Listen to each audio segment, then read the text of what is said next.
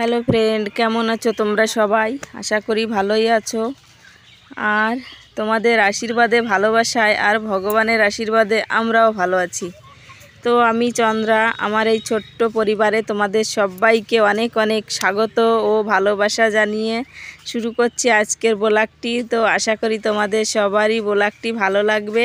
তো স্কিপ না করে শুরু থেকে শেষ পর্যন্ত দেখতে থাকো আর আমার সঙ্গে থাকো। আর যে সকল বন্ধুরা এখনও আমার চ্যানেলটিকে সাবস্ক্রাইব করোনি, তো প্লিজ সাবস্ক্রাইব করে নিও, পাশে থেকো, বন্ধু হয়ে সাপোর্ট করো। তো এই যে দেখো, সকাল সকাল তোমাদের সঙ্গে একটু শেয়ার করছি উঠানের কি অবস্থা হয়ে রয়েছে। কালকে ঝড় বৃষ্টিতে দেখতে পাচ্ছ কি অবস্থা হয়ে গেছে, মনে হচ্ছে যেন কত কাল এই বাড়িতে কোনো লোকজন থাকে না, এমন অবস্থা হয়ে গেছে। খুব জোরে ঝড় উঠেছিল জানো তো, খুব ভয়ও করছিল ঝড়ের মধ্যে এই ঘরে থাকতে, কিন্তু তবুও থেকে গেছিলাম। আর এই যে দেখো, ডাল দুটো দেখতে পেলে, ওই ডাল দুটো ভেঙে পড়েছে ঝড়ে ঘরের পিছনে, ঘরের উপর পড়েনি ঠিকই, পিছনের দিকটাতে পড়েছে। তো তোমাদের দাদাভাই এনে ওইখানে রেখে দিয়েছে শুকনো ডাল, উলন ধরানো যাবে, রান্নাবান্না করা যাবে সেই জন্য। তো আমি এখন এই যে দেখো, জল এসে গেছে, তো জলটা ভরে নিচ্ছি। সমস্ত জল ভরে নেওয়া হয়ে গেছে আমার। এখন আমি বোতলগুলো তুলে ঘরে নিয়ে রাখবো। তো জানো তো, এখনও উঠানটা আমি ঝাড়ু লাগাইনি, কারণ কি উঠানের মধ্যে এখনও পায়ে কাদা লেগে যাচ্ছে।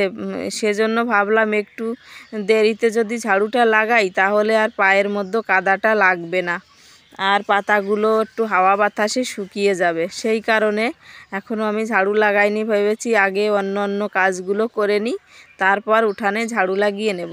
তো জলটা আমার ভরা হয়ে গেছে। ঘুম থেকে উঠেই আগে আমি চোখে মুখে জল দিয়ে বিরাজটা করে নিয়েছি, তারপর জলটা ভরে নিলাম। সারাদিনের ছুটি, জল ভরা কাজটাই হচ্ছে মেন কাজ। তো জল ভরা হয়ে গেছে, এখন আমি চলে এসেছি রান্নাঘরে। তো এই যে দেখো, আমি রান্নাঘর থেকে মানে উলন থেকে এখন ছাইটা বের করে নিচ্ছি। তো যেহেতু পাতা দিয়ে বর্তমান রান্না বান্না করছি, গাছের পাতা দিয়ে, সেই জন্য উলনের মধ্যেও অনেকটা ছাই হয়।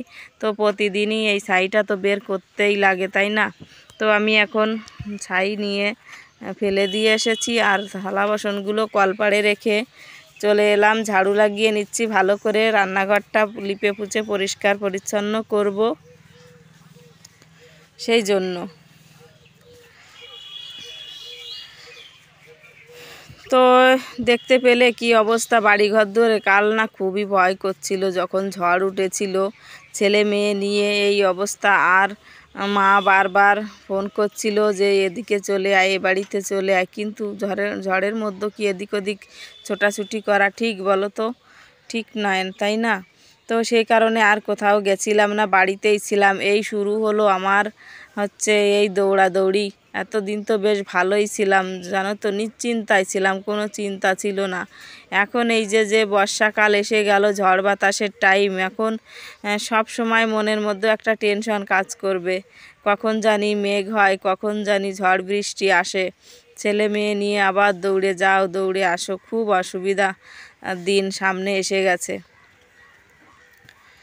তো এখন আমি রান্নাঘরে এসে দেখো, এই যে উলনটাও ভালো করে পরিষ্কার পরিচ্ছন্ন করে লিপে নিচ্ছি। আর ওদিকে ছেলেও ঘুম থেকে উঠে পড়েছে, তো ছেলেকে নিয়েছে তোমাদের দাদা ভাই। আর আমি জলটা ভরে এসে তারপরে যে আমার কাজকর্মগুলো সেরে নিচ্ছি। তো তোমাদের দাদাভাই তো খিদে পেয়ে গেছে, ঘুম থেকে উঠলেই খিদে পেয়ে যায়, তাড়াতাড়ি রান্না করো বলতে শুরু করে দেয়। তো এই যে দেখো, কত সুন্দর লিপে পুছে পরিষ্কার করে নিলাম। তো এখন এই যে দেখো, তোমাদের দাদাভাইও কাজে লেগে পড়েছে আমার সঙ্গে সঙ্গে।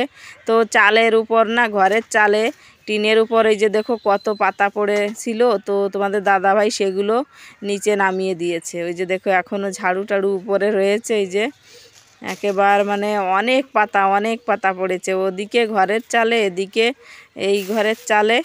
তো সেই পাতাগুলো লাঠি মানে একটা চড়ির সাহায্যে নিচে নামিয়ে দিয়েছে। এখন আমি ভালো করে ঝাড়ু লাগিয়ে নিচ্ছি।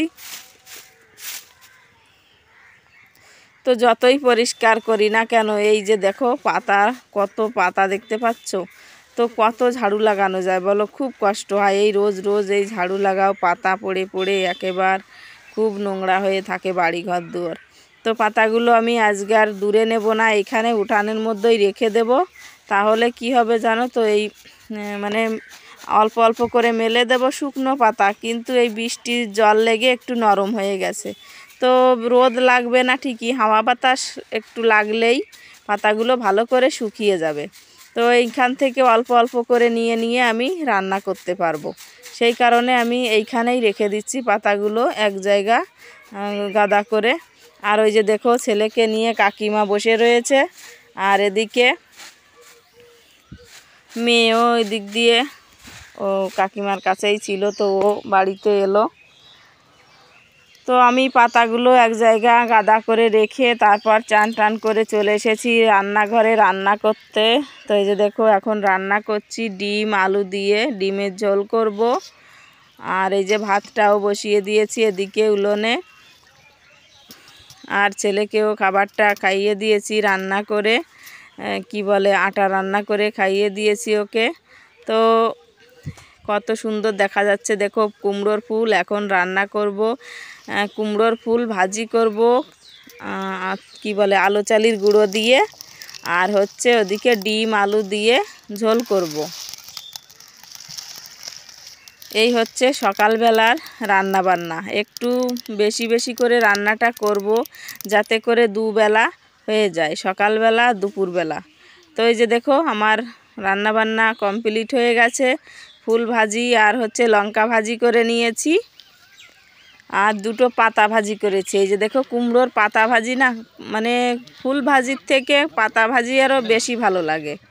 আর এই যে দেখো ডিমের ঝোল করে নিয়েছি, তো একটু ঝোল ঝোল করেছি, কারণ দুবেলা খেতে হবে সেই জন্য। তো 3টা ডিম দেখতে পাচ্ছ তো, আর একটা ডিম কি করেছি, আর একটা ডিম ছেলে খেয়েছে। তো ছেলের জন্য সেদ্ধ ডিমই করেছিলাম, ও সেদ্ধ ডিমও খেয়ে নিয়েছে ছেলে। আর আমাদের 3জনের জন্য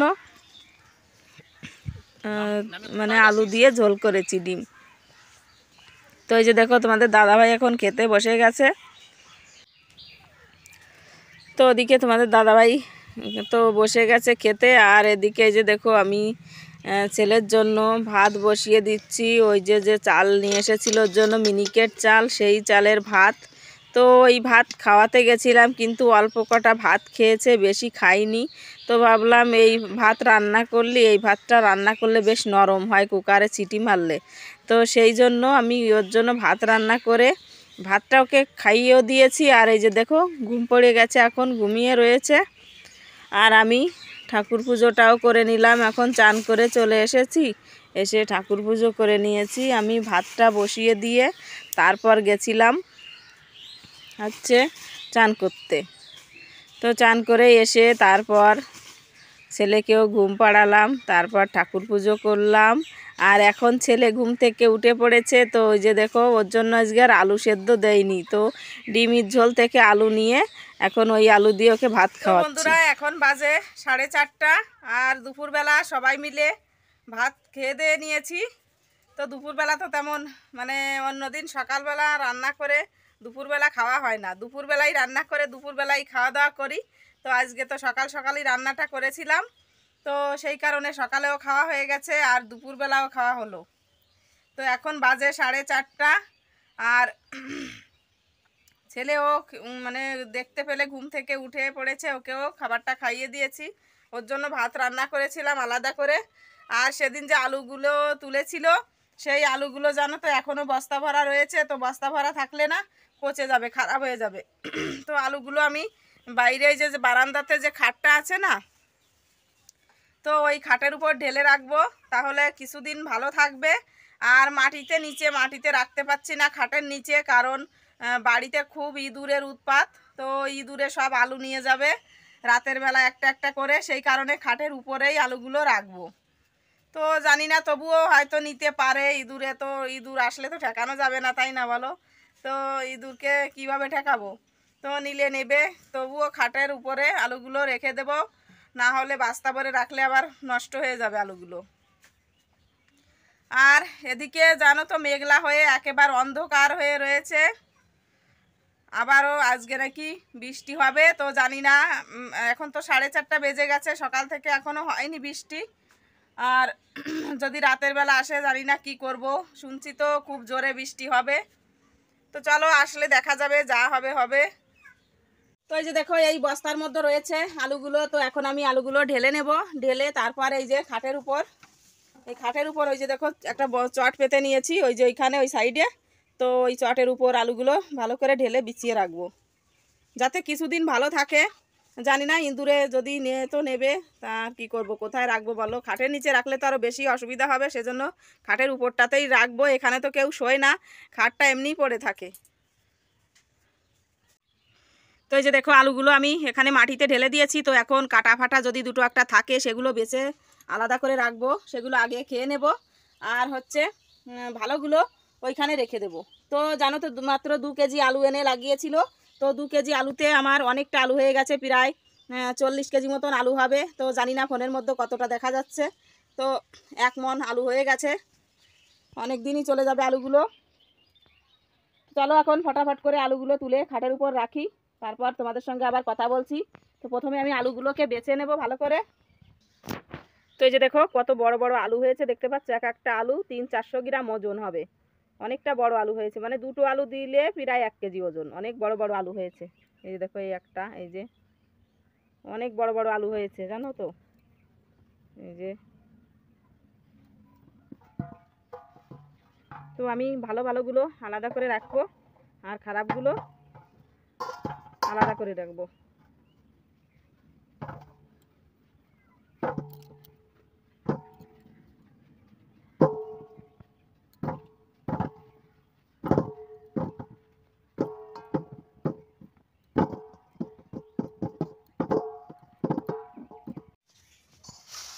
তো এই যে দেখো, আমি আলুগুলো বেছে নিয়েছি। তো এই যে এগুলো আছে খারাপ আছে, বড় বড় আলু। এই যে দেখো খারাপ হয়ে গেছে এই সাইড দিয়ে, এই যে।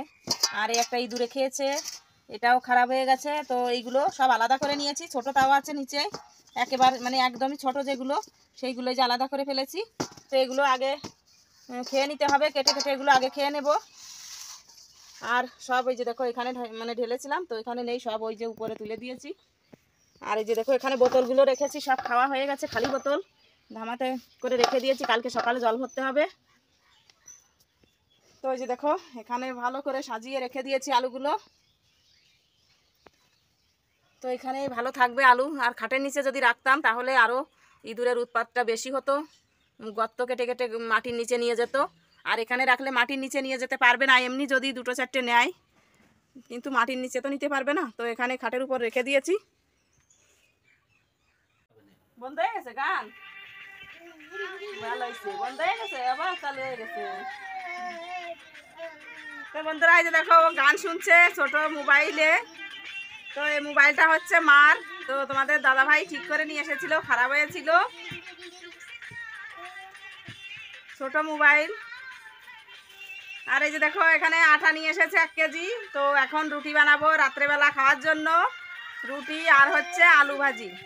তো আজকে আর মানে দুপুরবেলা রান্না করা সবজি নেই, কারণ আজকে তো সকালবেলাই রান্না বান্না করেছি। তো সেই কারণে এখন আবার রুটি আর আলু ভাজি করতে হবে। আর ছেলের তো ভাত রান্না রয়েছে, তো দেখি ওকে ভাত খাওয়াই কি রুটি খাওয়াই, যা খাওয়াই তো খাওয়াবো কিছু না কিছু। তো চলো এখন এই যে আটা নিয়ে এসেছে 1 কেজি, রুটি করতে হবে। তো চলো রুটি টুটি করে ফেলি। আর জানো তো খুব জোর মেঘ করেছে, আর বৃষ্টিও পড়ছে। তো আমি ভিডিওটা আপলোড দিতে গেছিলাম, তো ওইখানে যাওয়ার পরেই বৃষ্টি পড়া শুরু হয়ে গেছে। তো এখন একটু কম হয়েছে আগের থেকে। তো সেই জন্য তাড়াতাড়ি করে খাবারটা বানিয়ে নিই, আর কিছু জ্বালানি ঘরে তুলতে হবে, কারণ যদি রাতের বেলা যদি জোরে বৃষ্টি আসে তাহলে জ্বালানিগুলো ভিজে যাবে, সকালবেলা রান্না করতে পারবো না। তো সেই জন্য কিছু জ্বালানি ঘরে তুলবো। আর যদি ঝড় বৃষ্টি জোরে আসে তাহলে আবার বাড়ি ছেড়ে ও বাড়ি দৌড়তে হবে, এ ঘরে তো থাকতেই পারবো না। তো এই এখন থেকে শুরু হলো আমার দৌড়। কতদিন এভাবে দৌড়াতে হবে জানি না। ঠান্ডার এই কয় মাস তো ভালোই ছিলাম, দৌড়াদৌড়ি করতে হচ্ছিল না, কারণ ঝড় বৃষ্টি ছিল না। আর এই এখন এসে গেল ঝড় বৃষ্টির টাইম, তো এখন প্রতিদিন আমাকে যখনই মেঘ হবে তখনই দৌড়ে দৌড়ে, না হলে কাকাদের বাড়ি, না হলে ও বাড়ি মা বাবার কাছে যেতে হবে। তো এখনও বৃষ্টি পড়ছে। তো বন্ধুরা চলো তাড়াতাড়ি করে রুটিটা বানিয়ে নিই, আবার মেঘ হয়েছে, বৃষ্টি তো পড়া শুরু হয়ে গেছে, পড়ছে। তো যদি তাড়াতাড়ি করে রুটিটা না বানাই তাহলে আবার না খেয়ে দৌড়াতে হবে ওদিকে, যদি জোরে ঝড় বৃষ্টি এসে যায়। তো এখন আমি রুটিটা বানাবো, আর ছেলে এদিকে ওর বাবার কাছে ওখানে খেলা করছে, গান শুনছে বসে বসে। তো আমি শাড়িটা বদলে নিয়েছিলাম শর্ট ভিডিও করার জন্য। তো একটা মাত্র ভিডিও বানিয়েছি, বানিয়ে তারপর আবার চলে গেছিলাম ভিডিও আপলোড দিতে। তো সেই কারণে আর বানাতে পারিনি। তো একটা ভিডিও বানিয়ে আমি আপলোড দিয়ে দিয়েছি, তো তোমরা দেখে নিও, আমার এই চ্যানেলেই ভিডিওটা আপলোড দিয়েছি। তো চলো বন্ধুরা, ব্লগটি আর বড় করছি না, এ পর্যন্তই। তো ব্লগটি যদি ভালো লেগে থাকে একটা লাইক করো, কমেন্ট করো, আর চ্যানেলটিকে সাবস্ক্রাইব করে বন্ধু হয়ে পাশে থেকো। তো চলো দেখা হচ্ছে কাল নতুন দিনে নতুন আরেকটি ব্লগের সঙ্গে। ততক্ষণে তোমরা সবাই ভালো থাকো, সুস্থ থাকো, টাটা।